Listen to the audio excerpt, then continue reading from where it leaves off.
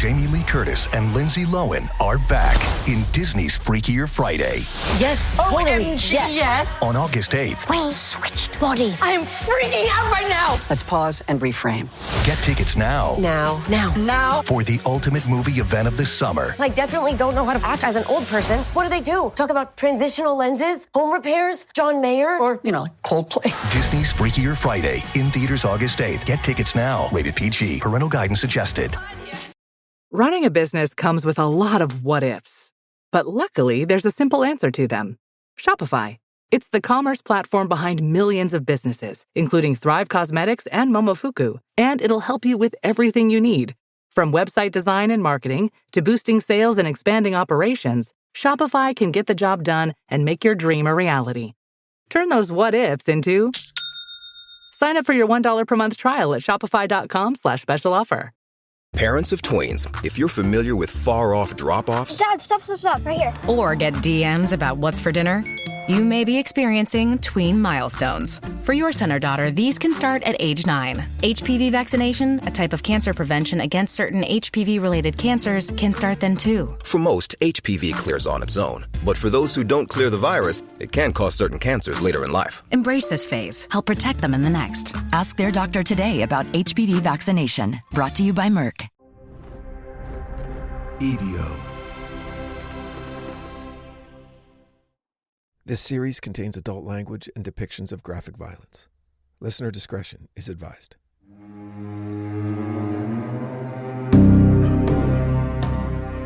Northport, Long Island. A seaside town with sailboats, sun-bleached porches, and schools named after presidents.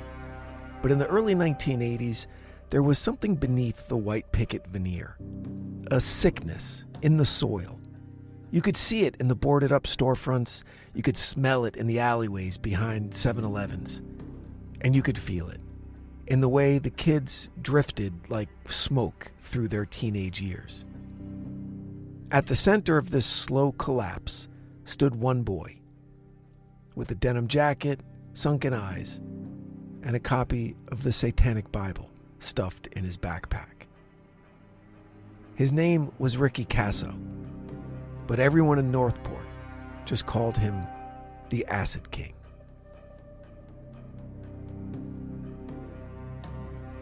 Welcome back to The Devil Within. You're listening to the Acid King of Long Island.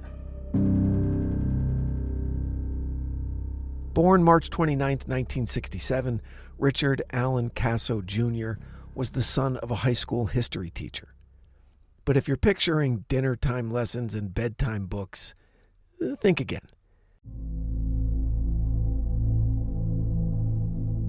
The Kasso home was tense.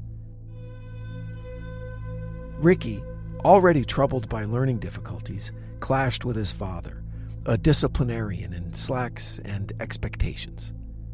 By junior high, Ricky was skipping school, he was stealing lunch money, and running with a crowd who called themselves the Knights of the Black Circle.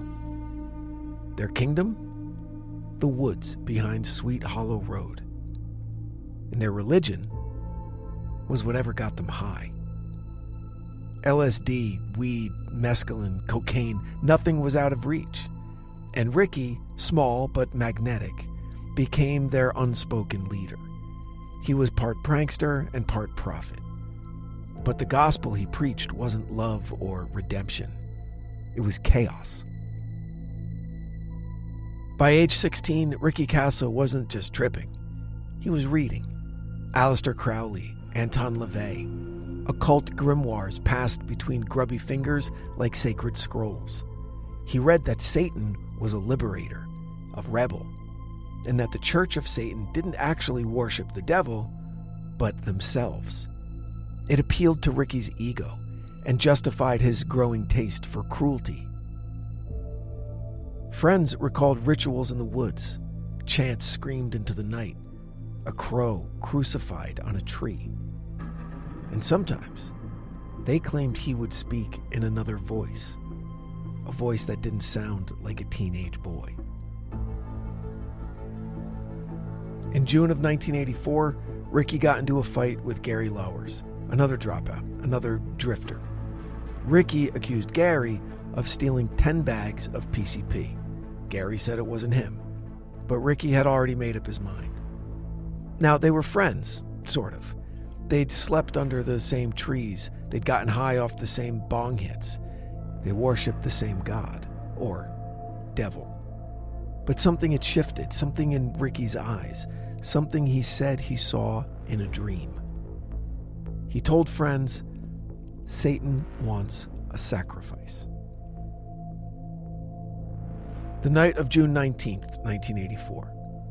Ricky, Gary, and two others, Jimmy Troiano and Albert Quinones, wandered into Aztequia Woods, a forgotten forest behind the train tracks, a place where bonfires and partying replaced curfews.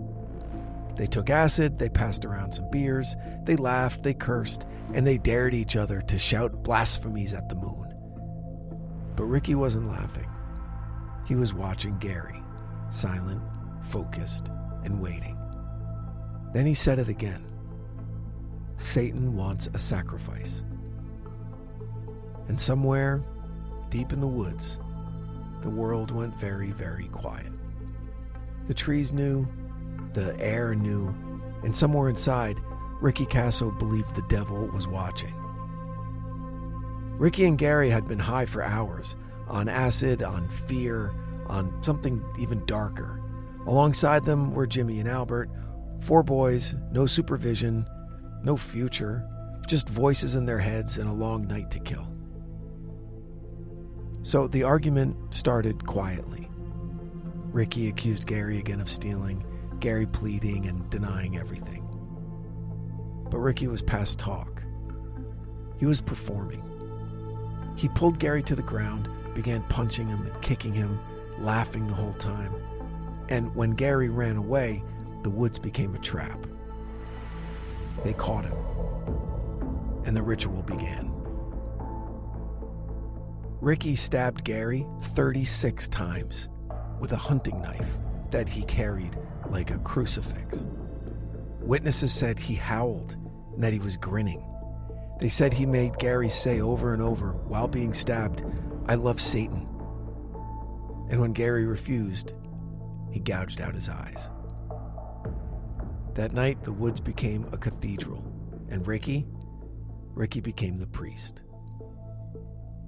When it was done, they left Gary behind in the brush, naked and mutilated, his corpse hidden beneath a pile of leaves and beer cans. And then Ricky Kasso, still high, stood up, looked to the sky, and whispered, "Hail Satan." For 2 weeks, no one knew. Not officially. Gary was just another runaway in the eyes of the system.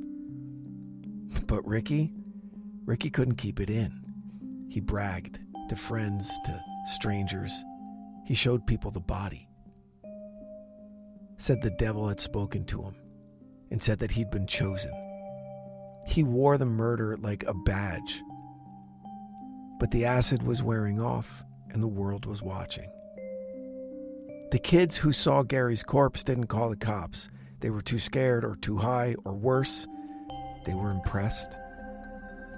Because Ricky Kasso wasn't just a dropout anymore. He was a myth. Eventually, someone talked. A teenager called the police and said Ricky killed a kid, said he saw the body, said he heard the chanting. Now, the cops were skeptical until they found Gary, right where Ricky said he'd left him. 36 stab wounds, eyes gone, maggots crawling over the bones. The town erupted, news crews descended, the words "satanic ritual murder" hit the front page, and overnight, Ricky Kasso became the face of evil in suburbia. They found Ricky asleep in a car, a copy of the Satanic Bible in the back seat, a pentagram drawn on the dash. He laughed when they arrested him, said Satan would get him out. At the police station, he confessed. No remorse, no hesitation. He said the devil spoke through the trees and that it felt good. And in his eyes, there was something empty.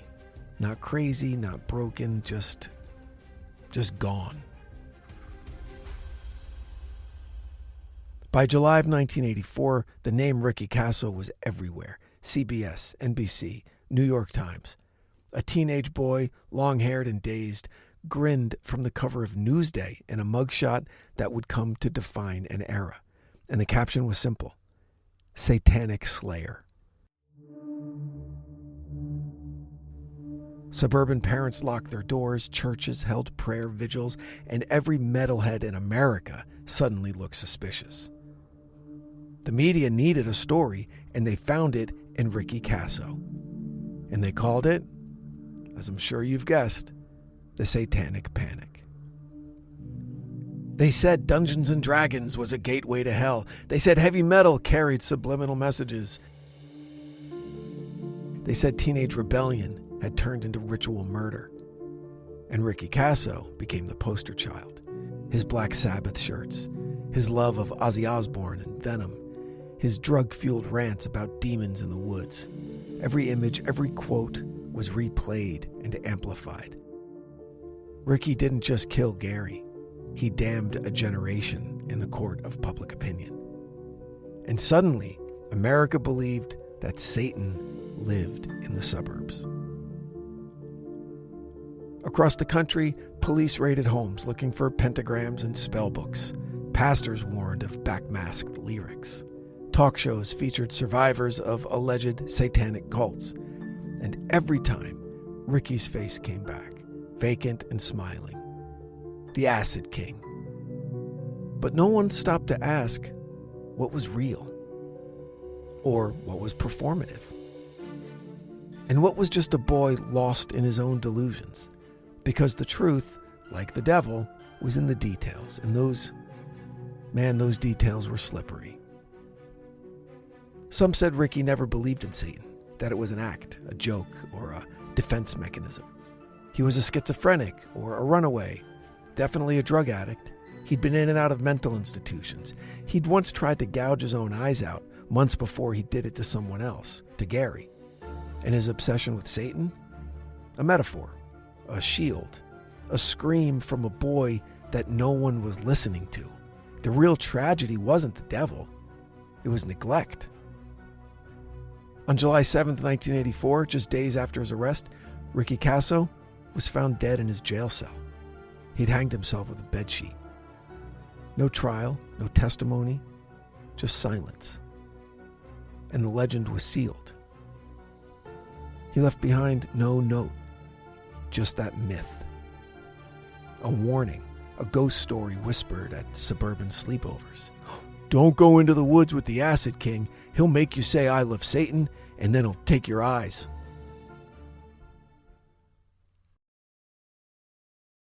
Grit is in you. It's in your passion, your perseverance. It's in every challenge you face and overcome. Grit is in you. It's never in rockin' protein. Never settle. This podcast is brought to you by Carvana. Got a car to sell but no time to waste? Hop on to Carvana.com to get a real offer for your car in seconds. All you have to do is enter your license plate, answer a few quick questions, and if you accept the offer, Carvana will pay you as soon as you hand the keys over. They even offer same-day pickup in many cities.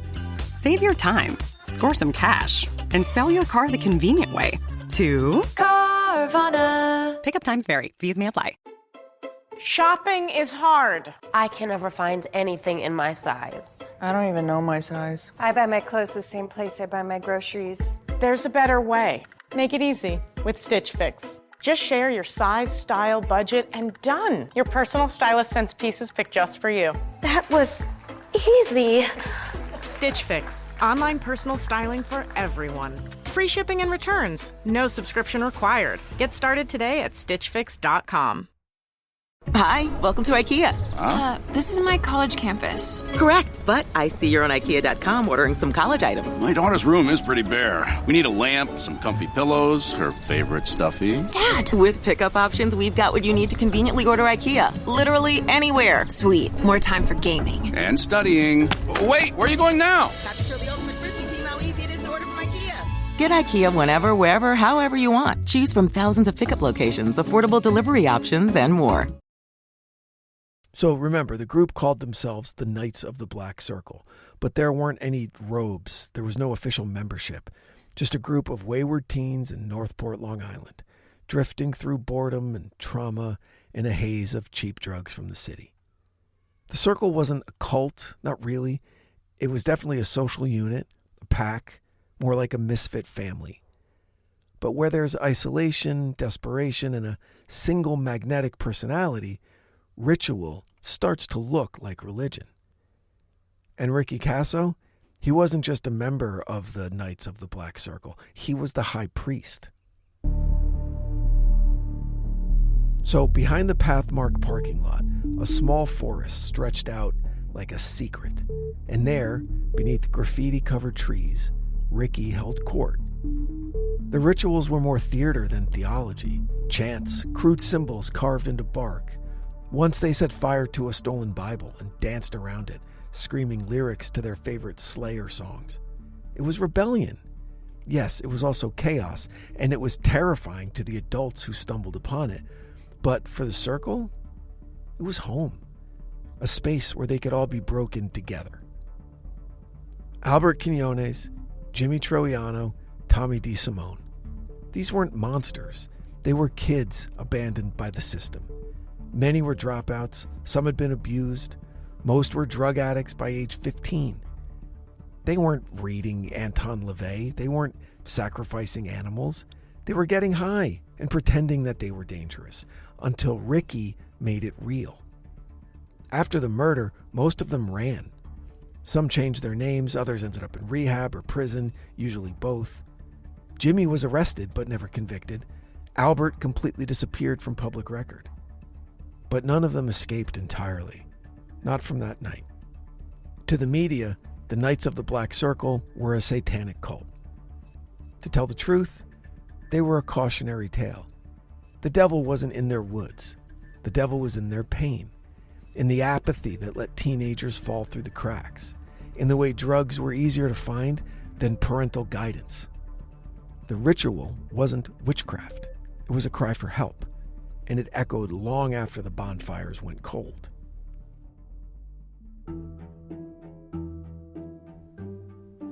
Northport changed after 1984. The woods were cleared, the schools brought in counselors, but the whispers lingered. Kids still passed down the story of the Black Circle, tales of blood rites and demonic bargains, of the acid king who could make you see the devil. Even if none of it was real, the fear was real. And sometimes that's all it takes. Because before he was the acid king, Ricky Kasso was just a boy. Born in the late 60s, raised in Long Island. The son of a school board trustee and a high school teacher. A good home, on paper. But paper burns pretty easily. Those who knew the family said Ricky's father ruled the house like a classroom, demanding order, perfection, and discipline. But Ricky was all noise and energy, trouble in a small frame. He struggled in school, he fidgeted in class, he started fights and then ran away from them. And somewhere around 6th grade, he just stopped smiling.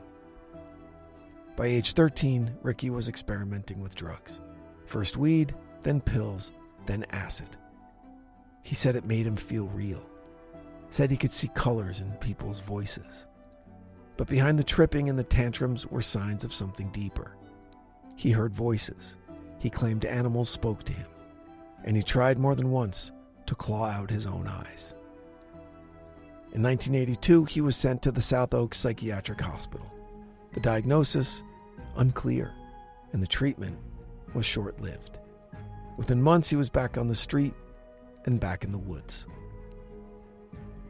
Teachers flagged him, counselors wrote reports, and cops picked him up for theft or vandalism, fighting, trespassing, underage drinking. Each time he was processed and released. No follow-up, no intervention, no home visit, no structure. Just warnings, filed away in drawers and ignored. And when Ricky began talking about Satan, no one knew if it was real or just a bluff, just theatrics. And you know what? No one asked until it was too late. After the murder, Experts tried to explain Ricky. They used words like sociopath, schizophrenic, occultist, monster.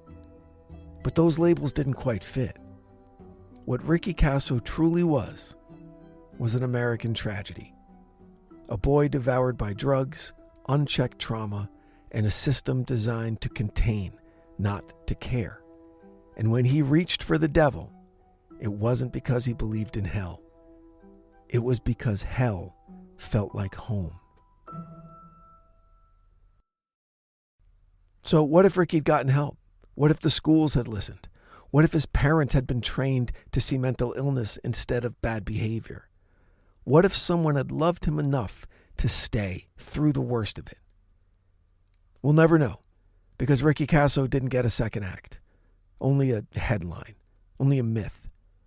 And the boy, who could have been anything, became a name whispered at the edge of the woods. Astakia Woods is still there. It's tamed now. A jogging path cuts through the brush right near the murder site. But beneath the leaves and playground mulch, the bones of a myth still twitch sometimes. Kids still whisper Ricky's name, challenge each other to say, "I love Satan" under the moonlight.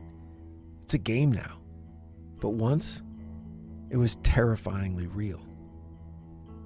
The devil didn't stay, but the fear did. Because what Ricky left behind wasn't just a body, it was a question.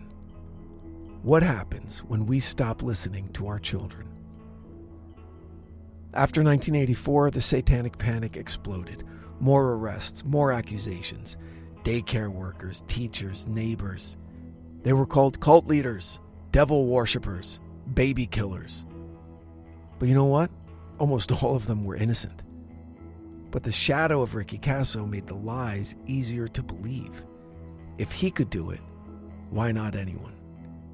And every now and then, that proved true.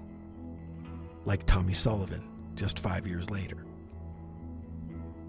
It was a moral hysteria, wrapped in religion and fueled by fear. And it wouldn't die until the 90s. But the damage was permanent. Books were written and documentaries were made, even a feature film in 2002. But no one captured the whole truth. Because Ricky Kasso wasn't a villain or a prophet or a satanic mastermind. He was a symptom of neglect, a symptom of pain, a symptom of a culture that would rather invent demons than confront the stark reality. And today the stories resurface on Reddit threads, YouTube explainers, podcasts like this one. But there's something new. There's a hunger, not just for fear, but for understanding. We can look at Ricky now and ask, what did we miss? Who's next? How do we stop it from happening again? Because kids are still out there, alone and addicted, angry, and they don't need an exorcist. They just need some help.